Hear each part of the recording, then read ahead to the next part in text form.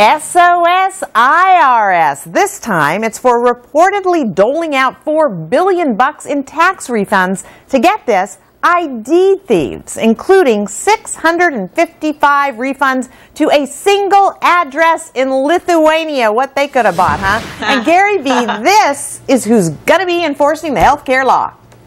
It's sad, isn't it, Brent? I don't want to pick on the IRS for the reasons Jonas has highlighted. No audit. His past months. I love the IRS. They are good people there.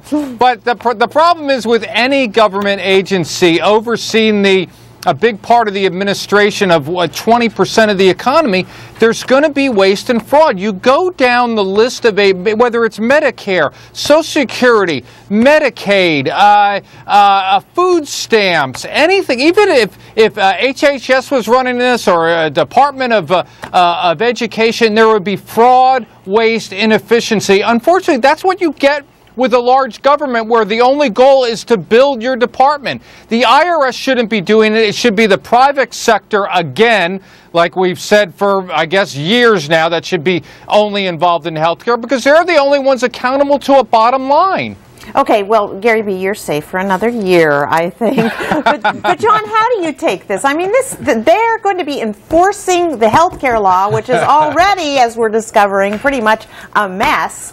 What do you think of the IRS getting in there? I should have listened to my friend Jonas. I'm actually getting audited right now, so I love these guys. Look, that's true, actually. The IRS has called actually 3 times as many people this year as they did last year. They are underfunded and understaffed. It is tough for them to be able to prosecute and catch guys who are hiding and not paying their taxes, much less to do something with Obamacare. You're going to have to start almost completely over building a whole new infrastructure, so you might as well do what Gary B. is saying and hire a private enterprise to do this. Look, if you'd have hired Jeff Bezos to do the government website, that website would have been done correctly. The problem was the government tried to do it, and the government does not do things very well. Tracy, I wish you were working for the IRS because you're a great accountant. But on behalf of the accountants of the world, it's like, don't shoot the messenger here, because you get these congressional leaders they make up these rules. They don't know what they're doing, and then they send them to the IRS and say, here, enforce them. And as Gary said, they're on a shoestring budget. There's like 4 people working there at this point. They're so short-staffed. And they have all this extra stuff to do. It's so unfair, and it is ripe for fraud because no one's in the shop right now watching it.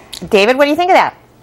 Well, I believe it's never good news when you have people trying to defraud the system, and that's what they have to combat. But luckily and fortunately, they had caught this. It's been flagged, and they're going to put measures in to prevent it from happening in the future. And already this year, as John alluded to, they've already caught about $12 billion in fraudulent claims that they will not have go out.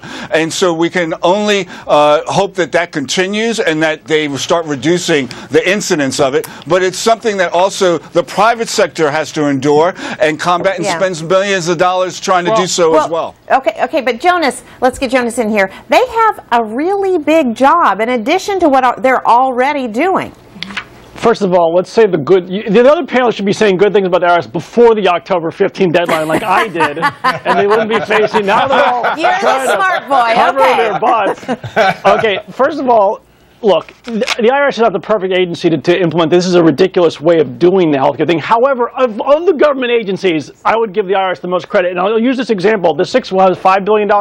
If you look at the amount of money they go through and handle there, the trillions of income that they report on, that's a very low fraud rate. And I'll give you, just personally, my Amex card was, they were charging jewelry in Bulgaria, and Amex lost money on that. My HSBC card was frauded 3 times. They had to change the number. That's real money as a percentage of total charges at those companies. I would imagine, and that's high IT at those companies, I bet they have higher loss rates to fraud than the IRS. Yeah, but they have and that's the private sector. And let me tell you, to answer most questions, healthcare.gov ain't going public. You're not going to get rich like the IPO over Twitter this week, which means no one wants to work there who wants to make real money in the tech world. But there's no allowances for loans lost in at the IRS, Joe. I mean, there is in corporate America. You don't have that. And I'll tell you what, identity theft has actually increased year over year.